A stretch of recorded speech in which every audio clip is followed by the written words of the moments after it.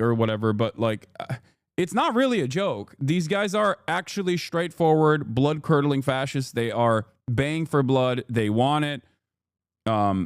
They're excited at the prospect for this kind of structure to become legally calcified.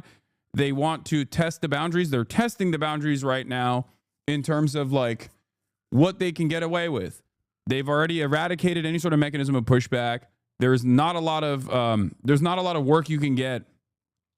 Like, one of the most important and yet like somewhat quiet actions that the Trump administration took was against law firms. Okay. And we obviously covered it here, but there wasn't like that much anger or resentment towards this, partially because it's like there's outrage fatigue. It's impossible to pay attention to all the things that they're doing.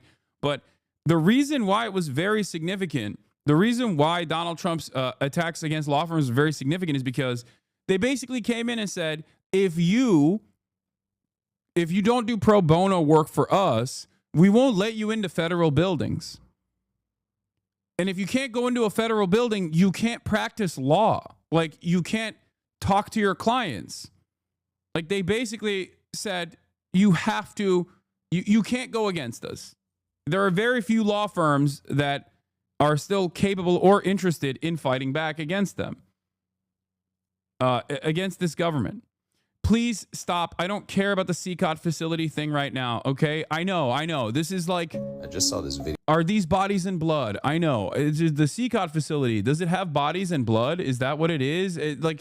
Once again, eyes on the prize here. You guys always hyper-focus. Liberals have this fundamental inability to understand larger schemes that are happening in broad daylight, where they have to focus on like some kind of conspiratorial aspect to all of this, okay? Please stop. Lock in.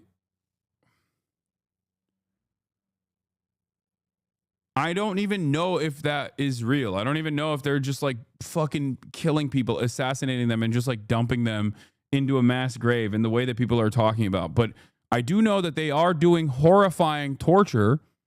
We know that already. We've seen it. It's not like they're hiding that part of it.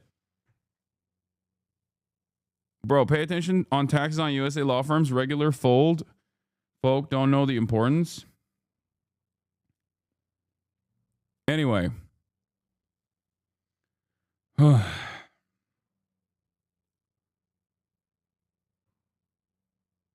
why send criminals to another country? I thought our prisons were for profit and want as many as possible. I think that the CCOT alignment is going to work where Eric Prince, from what I've read, Eric Prince Academy, right? Like private mercenaries are going to take over some of the logistics from the Department of Homeland Security. That's number one. Number two, they're most likely going to do a joint partnership with American corporations, I suspect, like American private prison corporations, where they can open up these facilities or manage these facilities, these concentration camps, for pennies on the dollar, as opposed to having them operate on U.S. soil, where there are at least some kind of constitutional hurdles that they have to avoid. So I suspect that they will utilize they'll utilize El Salvador, purchase the land, engage in a land lease agreement with the Salvadoran government, and it will still be like, American private prison corporations will make money off of this, I suspect.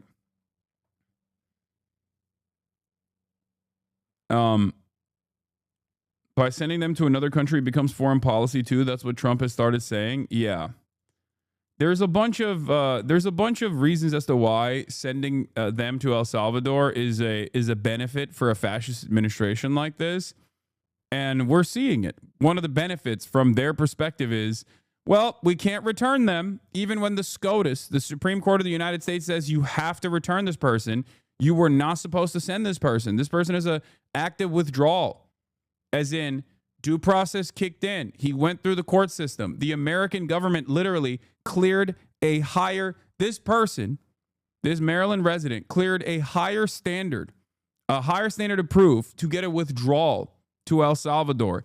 As in, that, as in the asylum application beyond that, is easier to prove.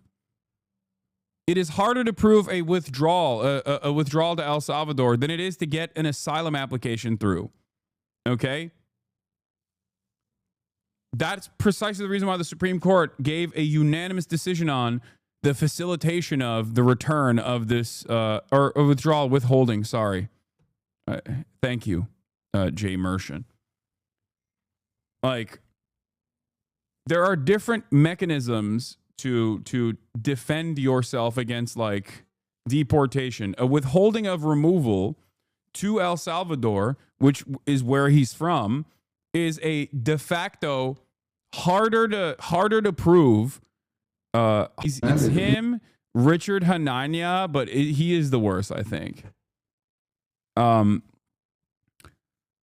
As far as like Nayib Bukele goes, he started off relatively progressive, focusing on like rehabilitation over incarceration, and then very quickly became like a cryptocurrency guy who was willing to use El Salvador as a fleshlight for Western interests, billionaires, things like that.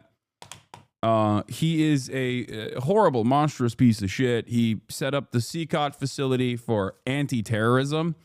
And since then, there's speculation that he also worked with some of the MS-13 leadership and simultaneously decided to go on this like massive surveillance regime, massive police state regime where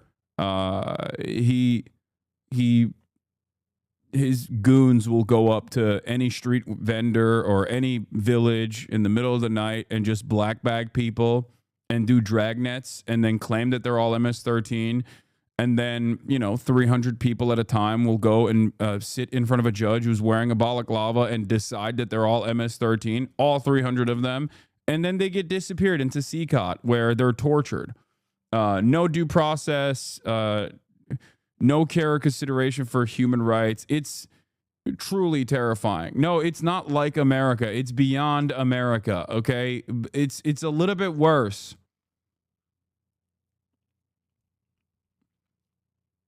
Our American prison system is pretty bad. But at least the things that happen in the buildup to the American prison system there's some semblance of logic and some semblance of order. Yeah, they arrested like 2% of the population. Is beyond USA.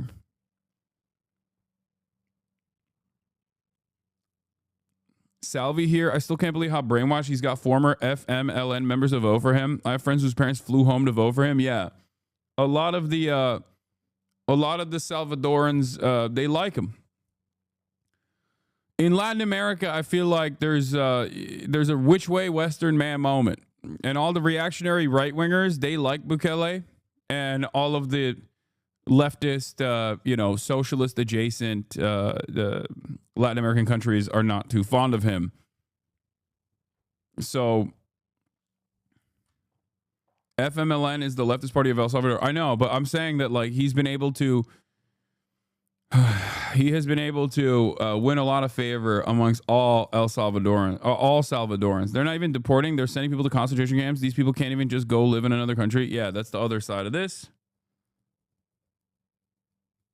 It is pretty terrifying. And yeah, I mean, that's the brief little background on Nayib Bukele, right?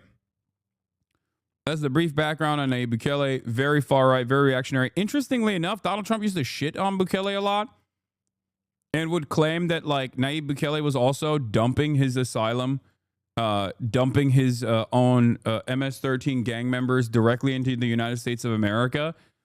But I guess they've patched that up. They've patched their relationship seemingly as he is using the CCOT facility as a slave labor concentration camp that we have outsourced to El Salvador. Truly horrifying stuff that's taking place here.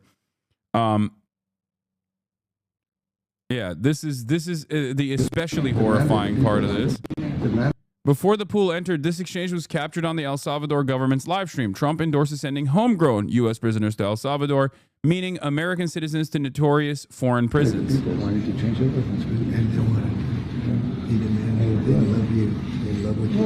You know, I'm one of your supporters. I want him to do, homegrown criminals next. Yeah. I said, homegrowns are next. The homegrown's built. You got to build about 5 more places. Yeah, that's fair. All right. He says the homegrown ones are next. You guys built about 5 more spaces. He goes, yeah, we got space. It's not a Twitter video issue. This is not supposed to be live, chat. This is a hot mic. This is a hot mic, okay? This is not, we were not supposed to hear this. Before, as Jonathan Lemire, co-host of the Morning Show, says, this is before the pool entered. This exchange was captured on the El Salvador government's live stream. Trump endorses sending homegrown U.S. prisoners to El Salvador, meaning the American citizens to notorious foreign prisons. And it's not even just a hot mic. I believe this is something that the Trump administration has talked about already. It's something that Bukele has talked about already. So that's it. To be fair, he said it before. He said it shortly thereafter in the press pool too. Yeah. It's not something that they're hiding. Here's a question. Are you deporting Are you considered deporting American citizens to El Salvador? Trump says, yeah, that includes them. You think they're a special type of people or something? Open to deporting individuals that aren't foreign aliens but are criminals to El Salvador. Does that include potentially U.S. People on Twitter are already defending it? We're so fucking cooked. Yeah. I mean, they're Nazis.